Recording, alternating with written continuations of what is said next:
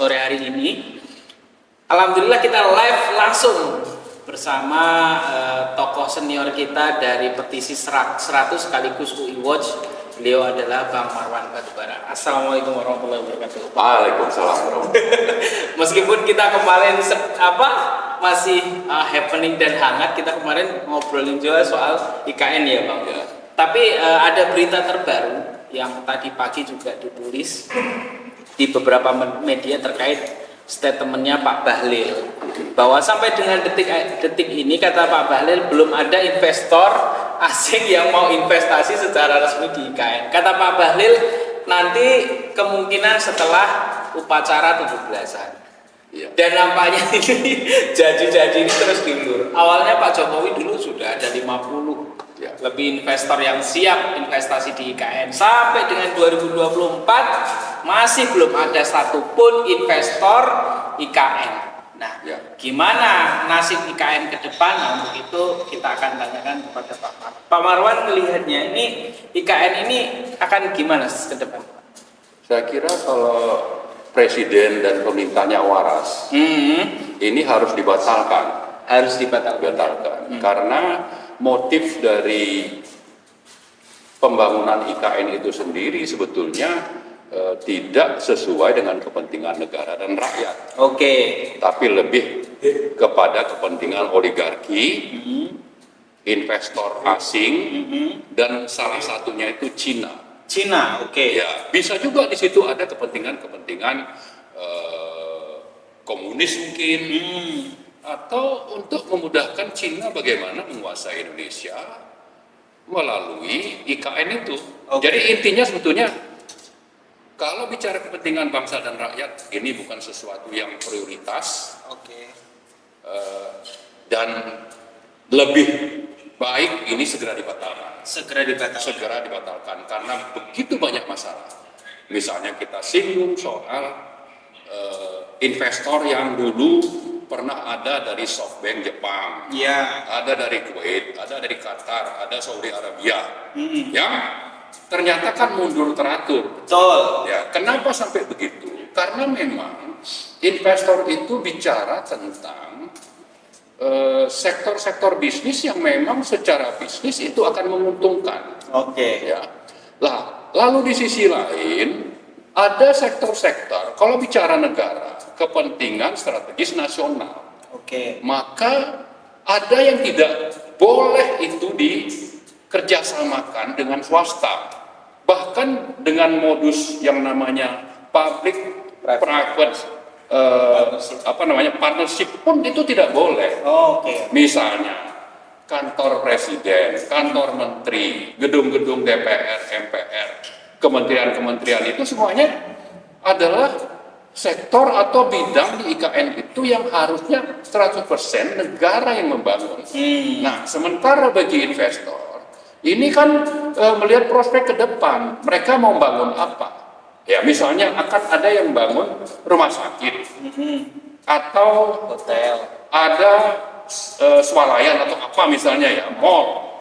Nah ini kan belum waktunya untuk dimulai, sepanjang bahwa yang basic, yang harusnya 100% itu dibangun oleh negara itu belum tersedia. Sebaliknya, kalau kita melihat bagaimana dulu di awal pemerintah itu menyatakan bahwa pembangunan IKN ini nilainya 466 triliun. Negara itu hanya akan menanggung 89,6 triliun. 20%-nya. Ya, sisanya itu lewat tadi KPBU dan swasta. Swasta itu sekitar 120-an triliun. Ini kenapa disebutkan seperti ini? Untuk mendapatkan persetujuan DPR dan rakyat. Kalau cuma sekian, negara cuma sekian, ya nggak apa-apa didukung.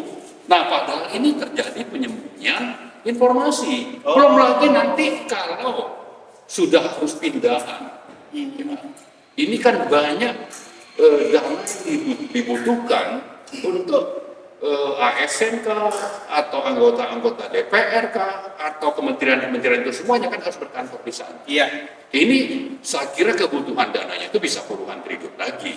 Nah, faktanya hanya dari 2022 sampai 2024 akhir nanti yang katanya 89 triliun yang akan ditanggung oleh pemerintah itu sudah akan dianggarkan 72 triliun. Nah, sementara yang akan dibangun itu masih sangat banyak. Belum apa-apa. Ya, bisa saja itu nanti membengkak menjadi 150 triliun atau 200 triliun.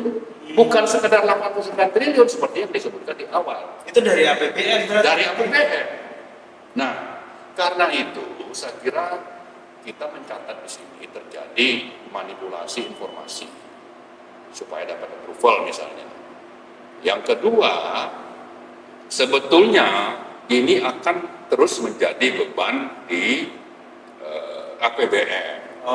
Nah, karena itulah dalam kondisi keuangan negara yang penerimaan pajaknya itu akan menurun di tahun ini dan tahun depan karena turunnya harga komoditas, kemudian di sisi lain naiknya harga-harga itu bisa memicu harga-harga energi misalnya, maka itu akan menambah beban subsidi energi di APBN. Dari penerimaannya berkurang, tapi belanjanya itu akan meningkat, kemudian ditambah lagi beban dari yang namanya proyek IKN.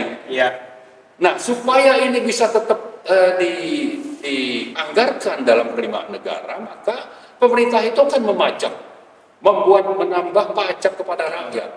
Gitu. Jadi artinya supaya pemerintahan itu tetap berjalan, supaya proyek-proyek mercusuar seperti IKN itu tetap bisa dilaksanakan, maka korbannya itu rakyat. Gitu. Nah, apakah kita rakyat ini rela bahwa tahun lalu itu PPN sudah dinaikkan dari 10 menjadi 11%? Artinya itu kita sudah dipajakin ini. Nanti ada tapera juga begitu. Betul.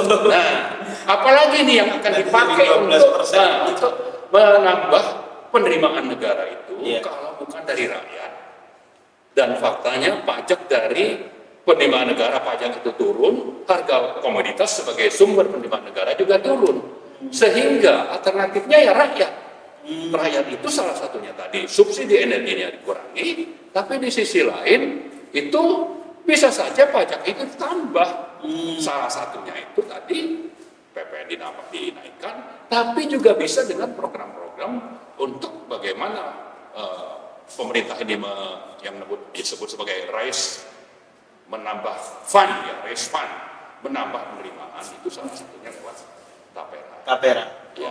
Jadi kalau sudah seperti itu, apakah rakyat ini masih diam saja atau malah masih mau mengagung-agungkan yang namanya Joko Widodo, ya kan? Mentang-mentang dikasih bansos. Padahal bansos itu hanya sesaat, ya kan? Lalu pajak itu akan berlanjut terus seumur hidup. Anda pilih mana? Itulah sebabnya kita terus melakukan advokasi. Kita tidak bisa membiarkan rezim ini melanjutkan proyek-proyek mercusuar seperti IKN, termasuk juga rencana-rencana untuk merespon tadi mendapatkan penerimaan APBN itu dengan cara-cara yang merugikan rakyat atau buruh. Salah satunya tadi tapera.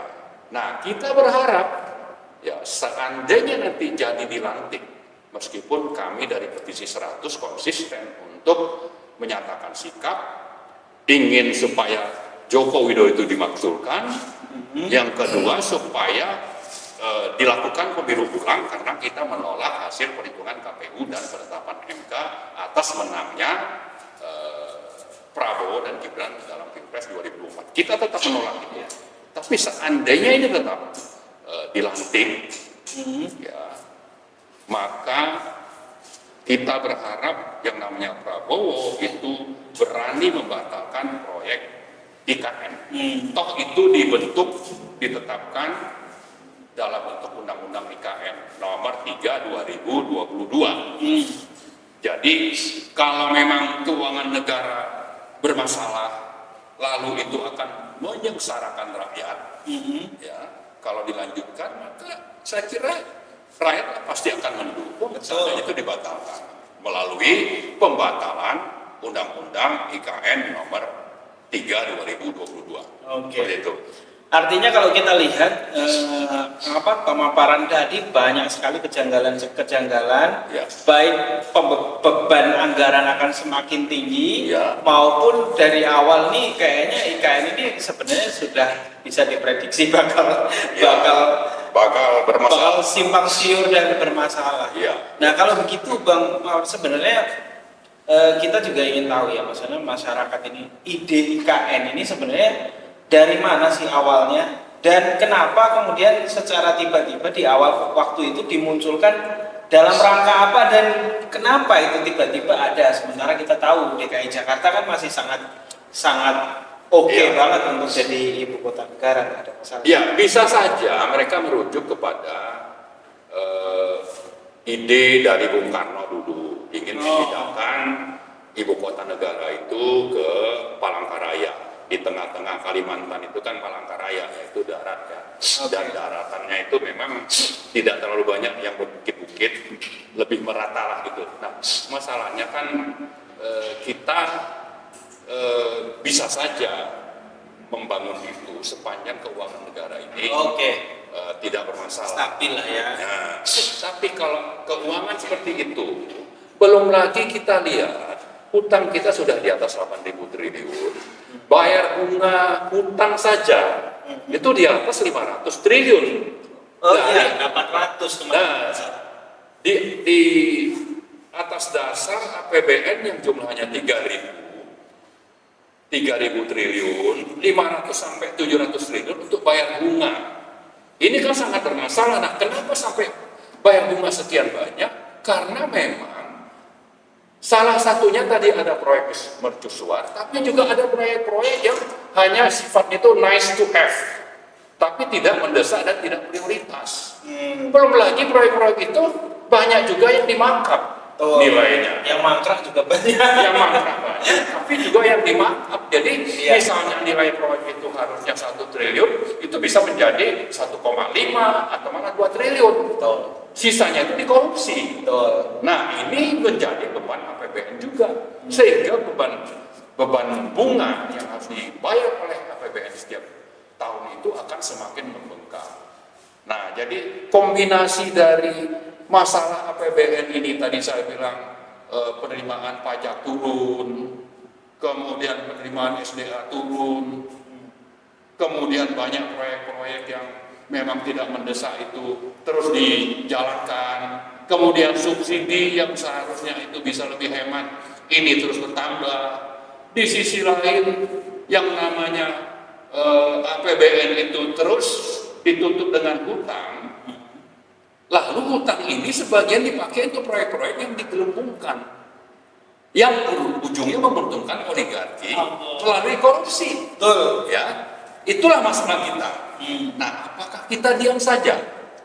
Ya kan? Saya sih tidak rela, makanya saya terus bersuara. Saya ingin ini terbuka acara kita ini dan bisa dianalisis untuk bisa menilai apakah ini hanya provokasi atau faktual. Ya kan? Nah, saya meyakini ini karena saya juga mengikuti, sedikit banyak saya mengikuti bahwa ini banyak masalah di APBN. Salah satunya itu adalah kelakuan oligarki dan pemerintahan oligarki dan korupsi dan KKN. Ya. Dan itu terbukti dari apa yang terjadi di KPK hari ini.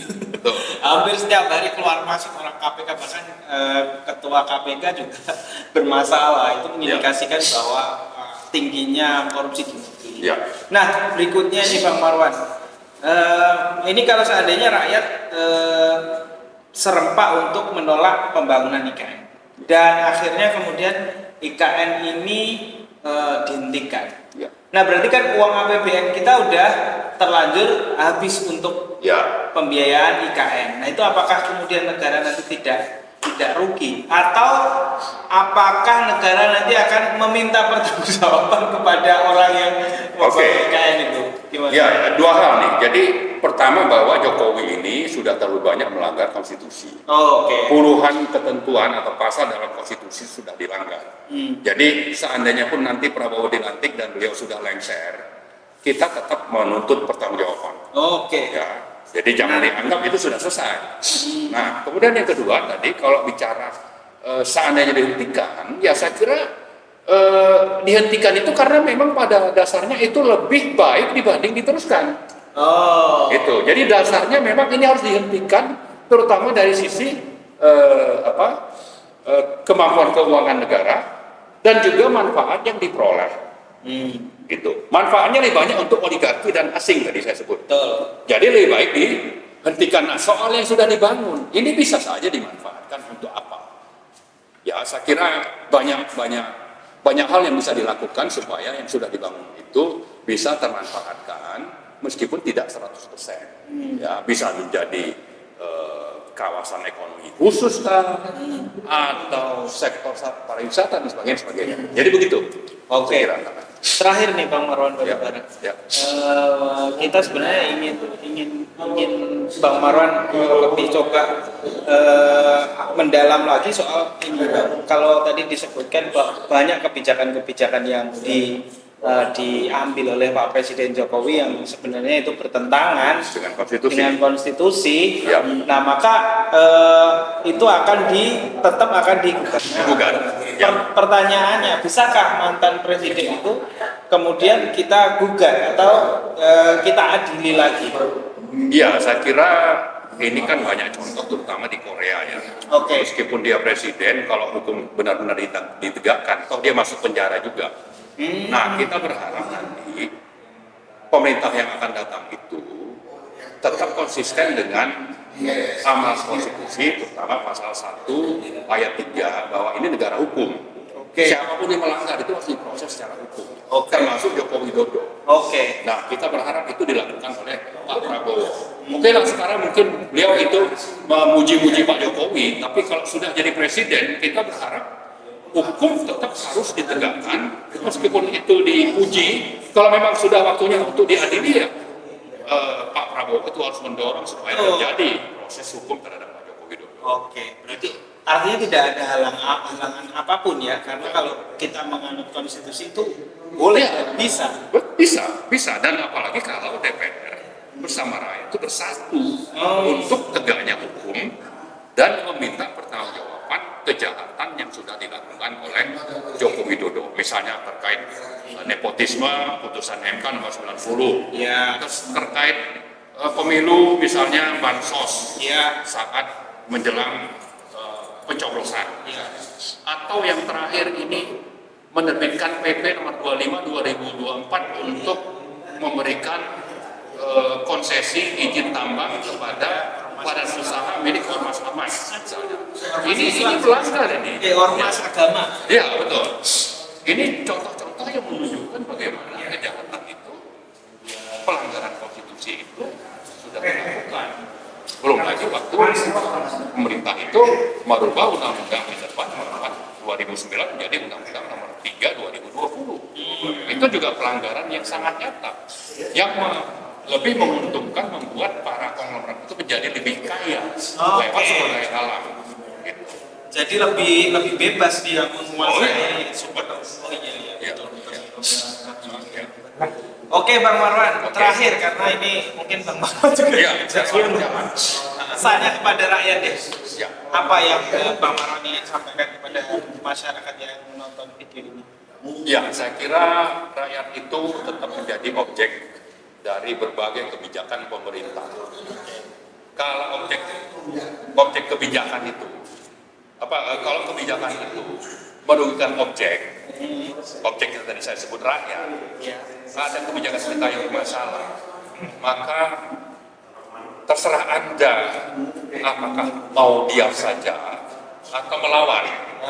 Nah, melawan ini bisa macam-macam, misalnya datang ke DPR, menyatakan sikap, atau melakukan aksi-aksi pernyataan sikap melalui gabungan sekian puluh ribu, ratusan ribu rakyat untuk menolak dan meminta pemajuan Jokowi.